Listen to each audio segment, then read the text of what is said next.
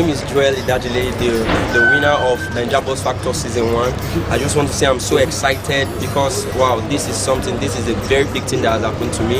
And concerning this Season 2 that is coming, I'm just telling you, those that are going to be competing, bring in your A game. This is not something you come casually. Come with your A game, come for it. And Season 2 is up. Those of you that didn't enroll, I'm sorry, you have missed out big time. You scammed yourself. You think they were trying to scam you, but you scammed yourself. Thank you.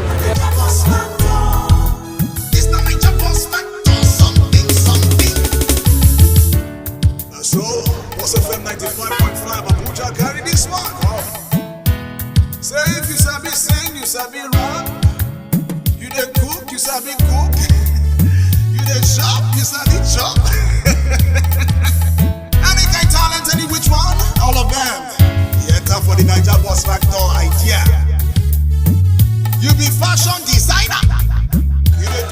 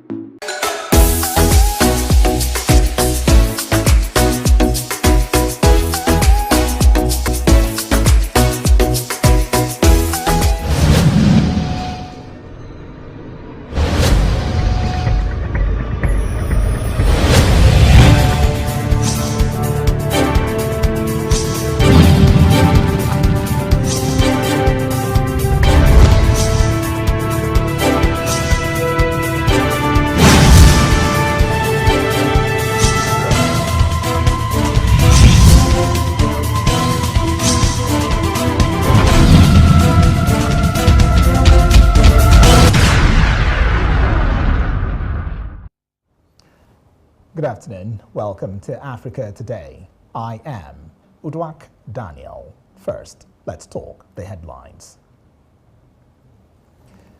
And on the headlines, Buhari declares tough sanctions for perpetrators of Plateau killings. Still on the headlines, Mali detains suspected European jihadists. Also on the headlines, South Sudan integrates opposition to unified army. And on sport, NFF confirms Super Eagles may go friendly. And now the news in detail. Nigeria's President Muhammadu Buhari has condemned the brutal terrorist attacks in Kanam and Wase local government areas of Plateau, describing the killings as heinous. In a statement by the spokesman Garba Shehu on Tuesday in Abuja, the president said the perpetrators should not be allowed to escape justice. He further directed security forces that the bandits should not be spared or forgiven. He ordered law enforcement agencies to work strenuously with the government of the state to bring the situation under control and take steps to bring the culprits to justice quickly. Buhari expressed condolences over the terrorist incident, saying that as a matter of priority, peace must return at all costs, and that state and the entire country. He further urged all citizens, the public of Plateau State in particular, to expose the perpetrators of such incidents, their sponsors, and those who encourage such criminals who carry out these dastardly acts of murder, so that the law will take its course. Away from that story, lawmakers in the Nigerian Senate have again passed the Nigerian Peace Corps Establishment Bill, 4 years after President Muhammadu Buhari rejected the proposed legislation. They also approved another bill seeking legal backing for the establishment of a council for hunters across the country. Newsmen gathered that this followed the consideration of 2 reports on the bills by the Committee on the Interior during Tuesday's plenary at the upper chamber of the National Assembly in Abuja, the nation's capital. During the session presided by Senate President Ahmad Lawan, Chairman of the committee, Sadiq Umar, had moved that the lawmakers receive and consider the reports, an action that was seconded by Senator Nora Dadut. The lawmakers thereafter resolved into a committee of the whole to consider the 2 reports clause by clause, and after they revert to plenary to report progress, both bills were read the 3rd time and passed. The 8th National Assembly had passed the Peace Corps Bill in 2017 following a lengthy battle between the organization and the security agencies. Abiru Adetukumbo, representing Lagos East Senatorial District, cited security concerns and the financial burden of funding the organization by the government. More stories. Nigerian's Minister of Interior, Rauf Aregbesola, has said that process of issuing the Nigerian passport will be fully digitized before the end of 2022, adding that there would be no longer the usual process of application.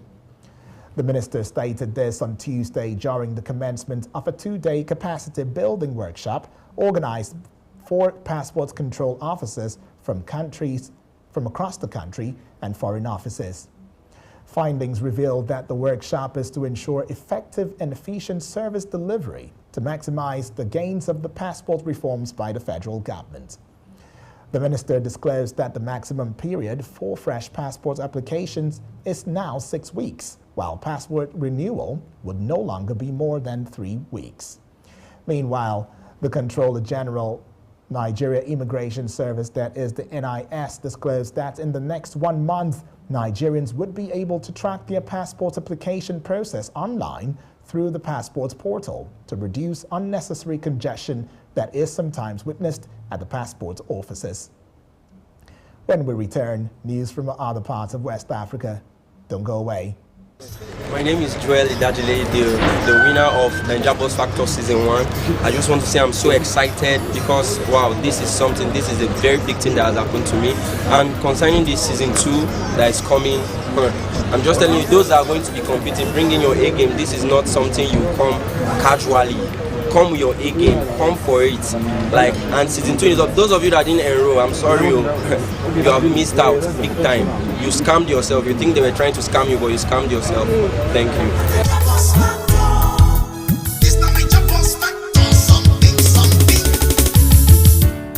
So, Boss FM 95.5 Abuja carry this one. Say if you sabi sing, you sabi rap. You dey cook, you sabi cook. You dey shop, you sabi chop. Any kind talent, any which one.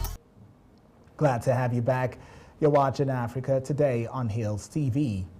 5 soldiers have reportedly been killed by suspected Islamist militants in northern Benin's Penjari National Park, according to 2 military sources on Tuesday. The attack also wounded several soldiers who are being treated at a nearby hospital, saying the sources, who requested anonymity. The soldiers were killed when an army convoy struck an improvised explosive device, they said. It was the latest in a string of deadly attacks in northern Benin, where groups linked to Al-Qaeda and Islamic State have spilled over from neighboring Burkina Faso and Niger. And now let's head on to Mali and have you know the Malian army confirmed that 3 Europeans were among a group of suspected jihadists detained during a military operation in the central town of Diabali over the weekend.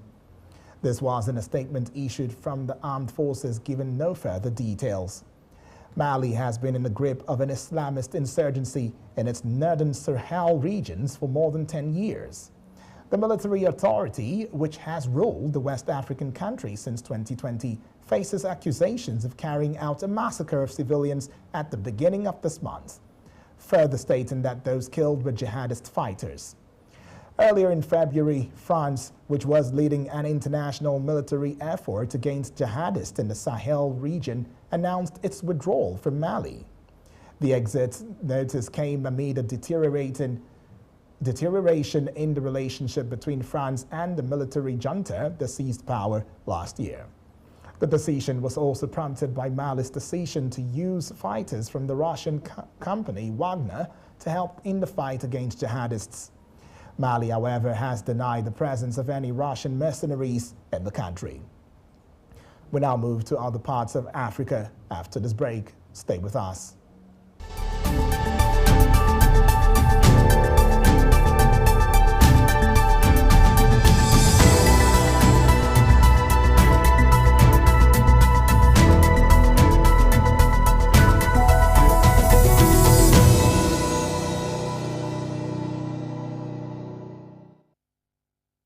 Welcome back and thank you for staying with us.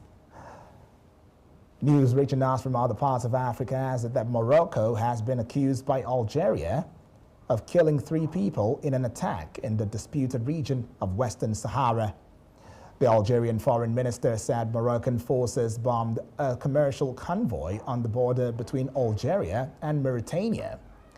As at the time of filing this report, there are no comments from neither Morocco nor Mauritania on the allegation.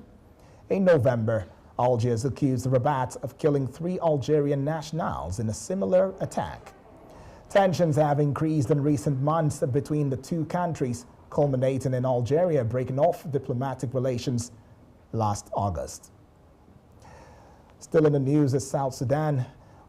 President Salva Kiir has formed a United Armed Forces command structure that integrates opposition commanders into the armed forces.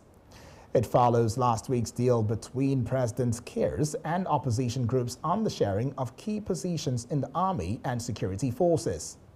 The president's faction has a 60% representation in the command structure, while the opposition occupies the remaining 40%. The agreement came after mediation by neighboring Sudan, which is the current chair of the regional bloc IGAD. Its formation is expected to be followed by the graduation of trainee soldiers and police officers and their deployment within 2 months, according to the new deal. 10 people have died and 14 have been injured in a traffic accident in Egypt involving a tourist bus. Reports say 5 Egyptians, 4 French people and 1 Belgian were killed in the crash in the Aswan region, said to have involved a collision with a lorry. Aswan is a tourism hub near the ancient Egyptian temples of Abu Simbel. Up next on is Business News on Africa Today. Stay with us.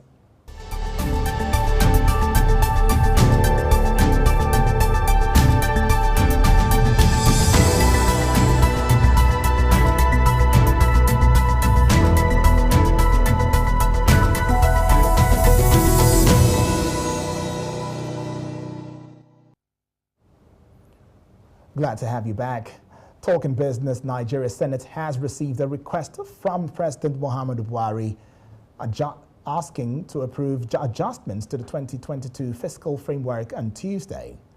The request was contained in a late letter dated April 5, 2022 and was read in plenary by the Senate President Ahmad Lawan. Buhari in the letter explained that an adjustment to the 2022 fiscal framework became imperative in view of new developments in both the global and domestic economies. According to him, the developments were occasioned by spikes in the market's price of crude oil, which were fallout of the Russian-Ukraine war. He therefore requested the upper chamber to approve an increase in the oil benchmark by $11 per barrel from $62 per barrel to $73 per barrel. The president also sought a reduction in the projected oil production volume by 283,000 barrels per day, from 1,883 million barrels per day to 1,600 million barrels per day. He further explained that the total budget deficit is projected to increase from 965.42 billion naira to 7.35 trillion naira, representing 3.99% of GDP. According to him, the incremental deficit will be financed by new borrowings from the domestic market. Nigeria Customs Service, that is the NCS, has commenced the implementation of new version of Economic Community of West African States, that is ECOWAS Common External Tariff, that is the CET 2022 to 2026 on imported vehicles. The NCS stated this in a statement made available by the customs spokesman, Timi Bomodi, who said the new rates apply to both new and used vehicles imported into the country. According to the NCS, the migration from the old Common External Tariff, that is 2017 to 2021, to the new version is in line with the World Customs Organization and will take immediate effect. New and used vehicles are subjected to a National Automotive Council, that is the NAC, levy of 20% and 15%, respectively. The service also confirmed the reduction of import duty on imported vehicles from 35% to 20%. While reacting, customs broker and ship agent Prince Olayiwola Shitu warned that poorly developed policies cannot have a positive impact on national growth. The former president of the National Association of Government-Approved Freight Forwarders, Eugene Nweke, faulted the imposition of the National Automotive Council levy of 15%. He argued that implementation of the latest version of the CET amounts to official high-handedness and lack of consideration for the organized private sector. Following severe flooding in the KwaZulu-Natal province that has so far claimed 59 lives, shipping at South Africa's busiest port has been suspended. The flooding has devastated the province's roads, bridges, and houses after 5 months of rain fell in just 3 days. Roads leading to the terminals are badly damaged and cannot be accessed, while communications have also been disrupted. 2 major telecoms companies have reported over 900 of their cell phone towers were down. Meanwhile, the country's President Cyril Ramaphosa has cut short a trip to Mozambique to visit affected areas to assess the damage. Still to come is sports. Stay with us. My name is Joel Idajile, the winner of Naija Boss Factor Season 1. I just want to say I'm so excited because, wow, this is a very big thing that has happened to me. And concerning this Season 2 that is coming, I'm just telling you, those that are going to be competing, bring in your A game. This is not something you come casually. Come with your A game, come for it. And Season 2 is up. Those of you that didn't enroll, I'm sorry, you have missed out big time. You scammed yourself. You think they were trying to scam you, but you scammed yourself. Thank you.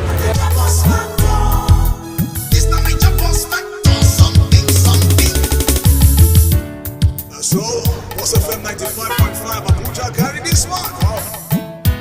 Say if you sabi sing, you sabi rap. You dey cook, you sabi cook. You dey shop, you sabi chop. Any kind talent, any which one, all of them. Yeah, time for the Naija Boss.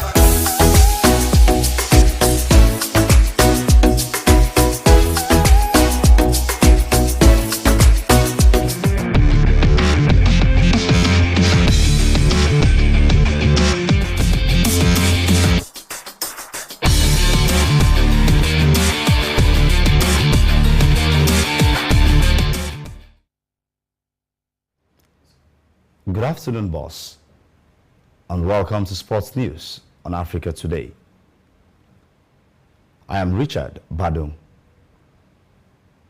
Nigerian Football Federation, that is NFF, has confirmed that the national team will take on Mexico in a friendly ahead of the 2022 World Cup. The Super Eagles failed to qualify for the tournament, which will be held in Qatar, but L3 are among the 29 teams that have booked their spots. Mexico will play in Group C alongside Argentina, Poland, and Saudi Arabia, although they don't have any African country in their group. Gerard Martino's men will take on Nigeria as part of their preparations for the Mundial in Qatar. Nigerian Football Federation General Secretary Mohamed Sanusi on Tuesday applauded the efforts of the Super Falcons in the second of their 2-match tour of Canada, in which they were held to a 2-2 draw by Olympic champions Canada at the Starlight Stadium in Langford, Victoria City. The match fell in the early hours of Tuesday in Nigeria. Sanusi revealed that the NFF is very much impressed by the performance of the Super Falcons against Canada, not only in the second match but also in the first match, despite they lost 2-0. He noted that the first match in Vancouver was played only a day after most of the players arrived in Canada due to delays in issuance of visas and after long-haul flights. To battle the Olympic champions the way they did in their second game means Nigeria now has a team that can challenge the best teams in the world competitively on a good day. The Falcons battled the Canadians with zest and confidence in the early hours of Tuesday, with US-based Ifeoma Onumonu, who scored both goals when the Falcons defeated their Ivorian counterparts in the first leg of the Women's AFCON final qualifying round in Abuja 2 months ago, getting on the score sheet as early as the 5th minute. Egypt has appointed Ehab Galal as the new national coach of the Pharaohs, succeeding Carlos Queiroz, who resigned the day the team failed to qualify for the World Cup. Galal, 54, has been in charge of Pyramids since September, guiding the Cairo-based outfit to the Qatar finals of the CAF Confederation Cup. Queiroz only joined Egypt last September, but parted ways with the Egyptian Football Association after failing to qualify for the 2022 World Cup last month. The North Africans missed out on a place in Qatar after being beaten by Senegal on penalties, having also lost to the African Cup of Nations final in February to the same opposition on sports kicks. Pyramids are third in the Egyptian league, and Galal will lead the club in their two-legged Confederation Cup tie against DR Congo's TP Mazembe, which will be held this Sunday and on 24 April. He has previously managed several other club sides, including Zamalek, El Masri, El Makassa, Ismaili, and Al Ahly Tripoli. Galal will be assisted by Mohamed Shwaki and Essam El Adari, two former Egypt internationals, with the latter as goalkeeping coach. Record 7-time African champions, Egypt await the 2023 Nations Cup qualifying group draw, which will take place on Tuesday, 19 April. Team Quebec seemed to be going places as they were the first ever African cycling team to gain a UCI World Tour license in 2018. The high performances outfit competing on the world's biggest stages, even notching up 7 stage wins at the Tour de France, with Mark Cavendish sporting the yellow jersey atop a Quebecer bike in 2018. But last year, they lost their funding, and with it, the license that would allow them to continue to compete at the World Tour status, the highest level of professional cycling. The way to get back there is money, says the team principal. And that's your sport news on World Now on Africa News at 2. Back to My name is Joel Idajile, the winner of Naija Boss Factor Season 1. I just want to say I'm so excited because, wow, this is a very big thing that has happened to me. And concerning this Season 2 that is coming, I'm just telling you, those that are going to be competing, bring in your A game. This is not something you come casually. Come with your A game, come for it. And Season 2 is up. Those of you that didn't enroll, I'm sorry, you have missed out big time. You scammed yourself. You think they were trying to scam you, but you scammed yourself. Thank you.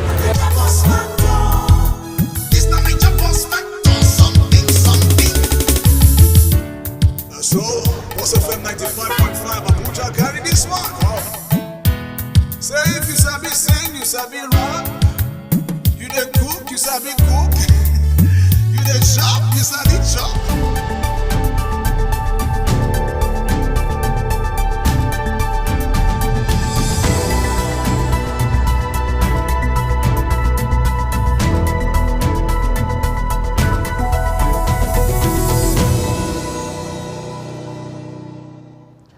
That was Sport News with Richard Badun. Thank you for that. Well, we would call it a close for Africa Today, but before we go, let us take you back on the headlines once again.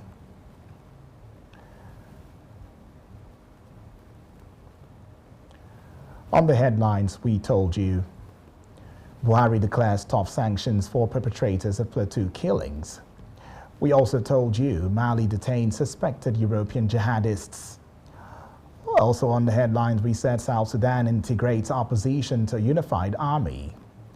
And on sport, NFF confirms Super Eagles Mexico friendly. Remember to visit us on Facebook at Hills TV, Instagram at Hills TV. Our YouTube channel is at Hills TV. I am Udwak Daniel. Thank you for watching.